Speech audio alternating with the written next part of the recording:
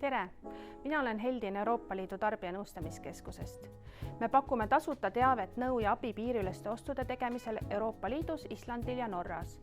Oleme Tarbijakaitse ja Tehnilise Järelevalve Ameti piiriüleseid kaebusi lahendav üksus ning kuulume European Consumer Center võrgustikku.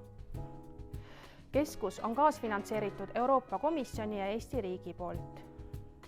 Euroopa Liidu tarbijanõustamiskeskused saavad abistada tarbijaid ehk füüsilisi isikuid, kes on ostnud tooteid või teenuseid kauplejatelt teistest Euroopa Liidu liikmesriikidest. Näiteks, kui sa soetad midagi Rootsi kauplusest või Lätis registreeritud e-poest, siis me lahendame sinu kaebust koostöös vastavalt Rootsi või Läti Euroopa Liidu tarbijanõustamiskeskusega.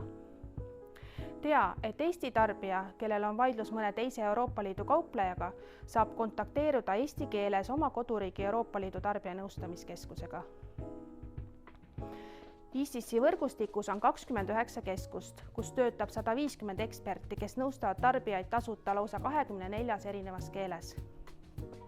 Möödunud aastal abistasid ICC keskused kokku üle 124 000 tarbija ning aitasid tarbijatele tagasi saada koguni üle 8 miljoni euro. Meie veebileheküljelt www.icc.ee leiad kasulikku nõuandeid ja teavet oma õiguste kohta.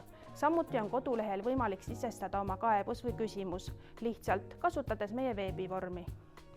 Euroopa Liidu tarbijanõustamiskeskus aitab sul nende Euroopa Liidus oste sooritades kindlamalt tunda. ICC.net, tasuta nõu ja abi Euroopa tarbijale.